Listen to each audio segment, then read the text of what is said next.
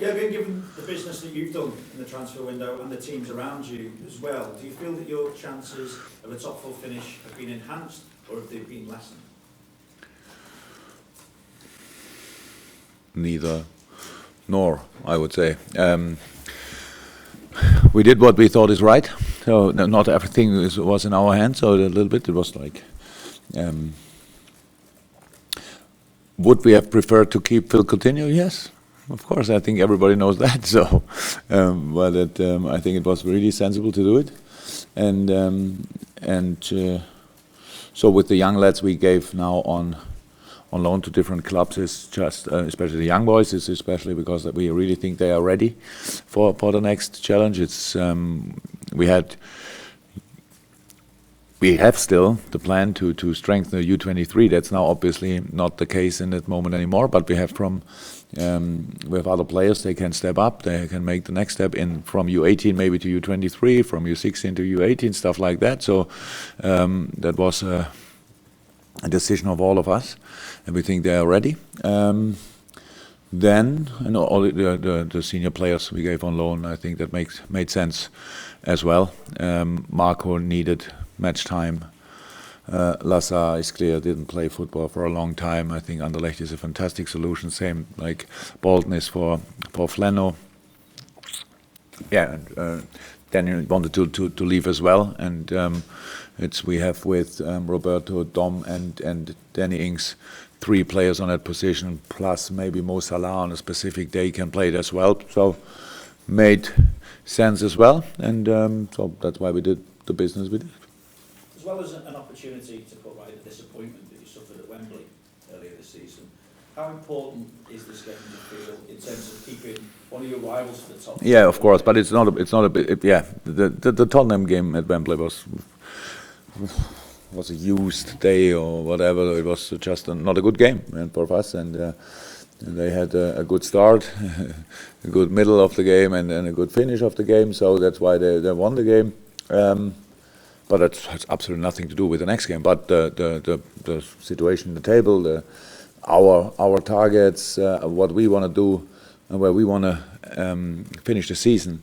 It's clear that's a very important game. These are these kind of 6-point games. So I'm not sure if you use that phrase in England, but it is one of these. And the only advantage what one team can have in a situation like this is to play at home, at Anfield in this case, and that's really good. And I'm looking forward to it. Of course, I saw the game against Manchester United. You could see Tottenham. They know that it was a kind of a lucky start.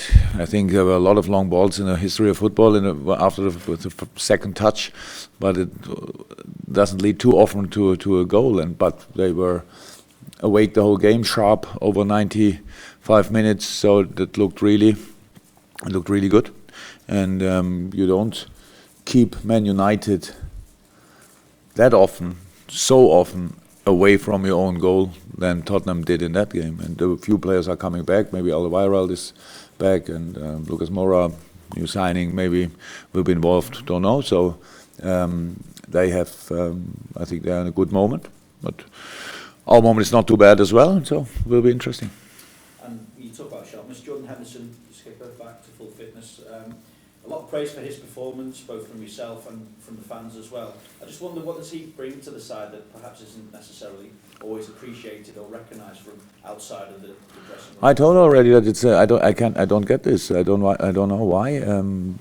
I don't even know if people are not happy or whatever with John. He's a fantastic player, and he didn't prove that to me at Huddersfield, so it was clear before. So it's good when he's not available. That's always a blow for us, so like it is with other players. And so it's just good to have him back, and hopefully he stays fit now until the rest of the season. It's important for Liverpool. It's important for England. So really fantastic player, and even more fantastic lad. So really important.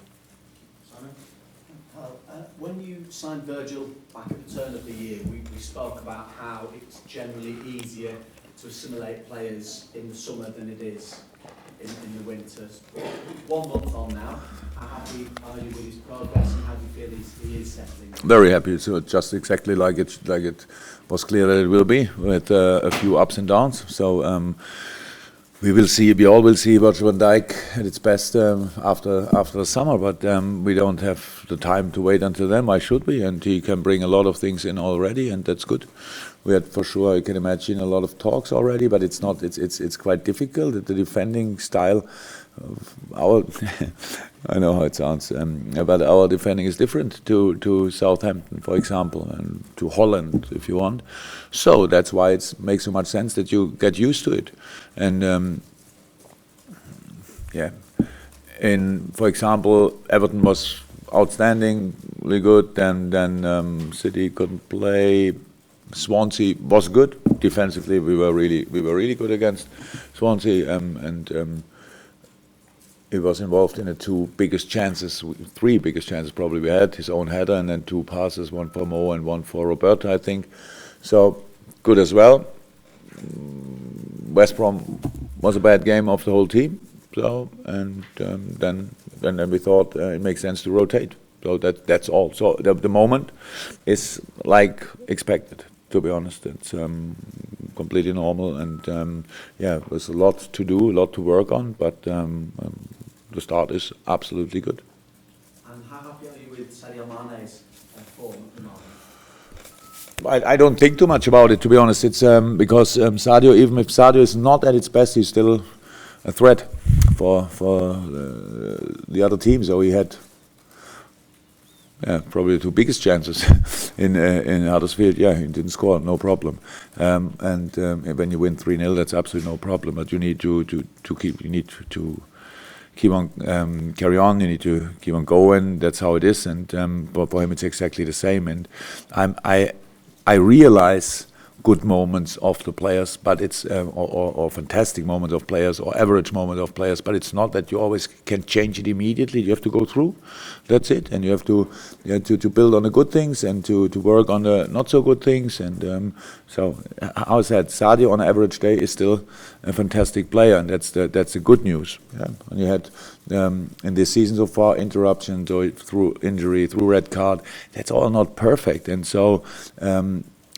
For sure as well, the new situation Mo Salah is in, they're best friends, so they're not jealous, but it's like everybody's watching now there, what is he doing, and adapting to all these situations. That's how a team grow together, and exactly that's what happened in the moment. So we have the points we have so far with Sadio in the shape he was in the season so far, and that he can play better, we all know.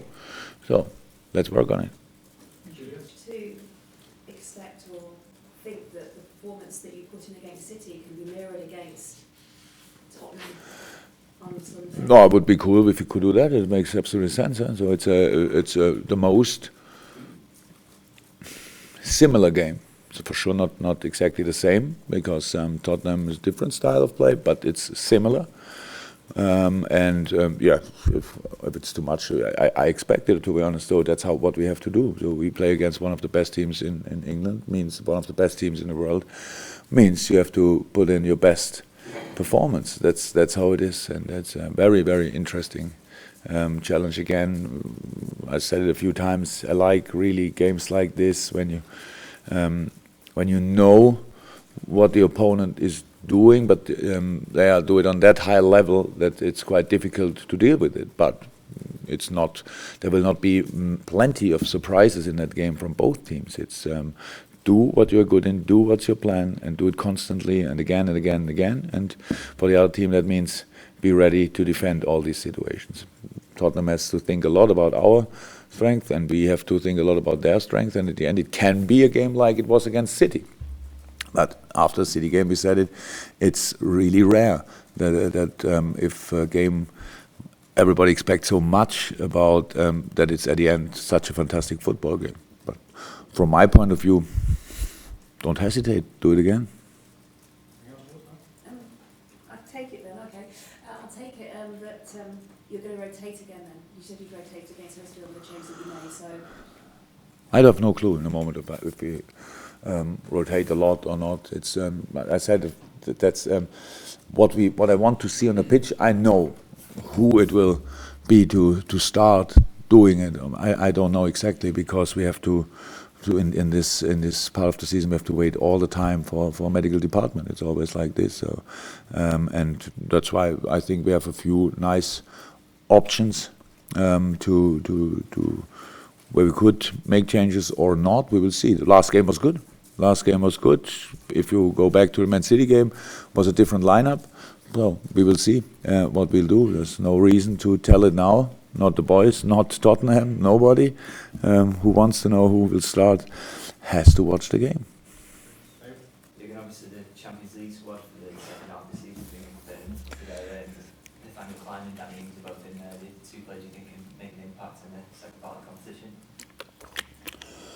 Of course, that's why they're in. But to be 100% sure with Klein, I'm not 100% sure, because Klein is still not in team training. He's as close as, I don't know, ever since. So because since the summer, he's on a really good way, close to be back in team training. But how you can imagine, when you are that long out, then it will probably take quite a while to be ready to play. And I think we need to at least go one round further that Kleiny can be involved. There's no chance for him in the next round against Porto. So I hope he will make an impact. Yeah. And Ingsy, of course. So it's just nice. It was how it is with these European squads. It's an unbelievable difficult decision. So you have injured players, you have players that are already fit or not fit. In the end, you cannot have exactly the number you can nominate or put on the list, and at the end it's always hard decisions. That were really hard in the summer. I didn't know exactly if Kleiny will be fit earlier, so could have been he is fit in November, but not in the Champions League squad. What would have been harsh for him for sure, and so it was for Danny. But happy that they are now in the squad, and shows that we could react obviously on a few things, and good. Just for the weekend, how are you looking in terms of injuries? Would it be too soon for Adam Lallana? Oh, Adam trains today completely normal. And now, yeah.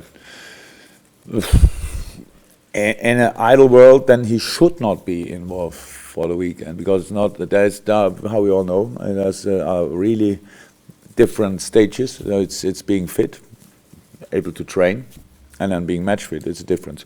And it was not out too long, prepared all, if you want, had the longest preseason of all of us with the injury he had, and so it will not be long. If nobody will be injured or whatever, then Adam, it's better for Adam that he can train the next 10 days roundabout from now on until the Southampton game, and then he should be ready then for sure. You said earlier about Virgil needing to learn to defend, how Liverpool defend on Southampton. I'm just wondering how then he benefits from being left out of the side when maybe... It was a purely physical thing. It was... when Virgil came here, he was not fit. That's the truth. Not match fit, because he had a long injury. Then he played. Then he was injured. Then didn't. Then the transfer was kind of an open case. Didn't play for Southampton. So it was not a consistent season so far. And I don't know him long enough to say yes, you can play all 3 days in this moment. And that's why. And we had the opportunity. Dejan was ill before.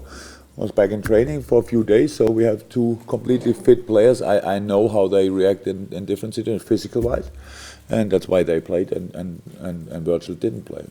I spoke to him about it, and actually, he expected it. He's still a new player. That's how it is, and nothing else. Yeah, it would be better he could play all the time, but it's not. You cannot train in a Premier League match, so we need to use the time between the matches, and in the matches we have to deliver. So it's Huddersfield, even when it looked afterwards like we won it quite comfortable.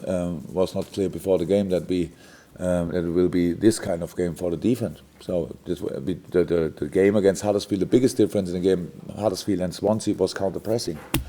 I think you could ask back at Huddersfield where they used the game for sure, the Swansea game for analyze, similar game, and when the biggest difference was then our counter pressing. So and that's then easier for the last line to defend. It hopefully will be in the next game similar or even better.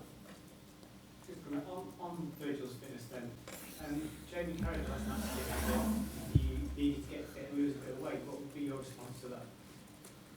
Oh, nothing. It's wow. I'm sure Jamie needs to lose a little bit of weight, but I'm not sure about. I know that it's for Virgil. It's not the case. He is. I'm not sure about the English word for it. He's a big and a tall lad. That's how it is. We have the best nutritioning department, and if there's, I don't know. Nobody came to me and said to me that we need to work with him. But being fit means all of that. Being fit, first of all, needs to.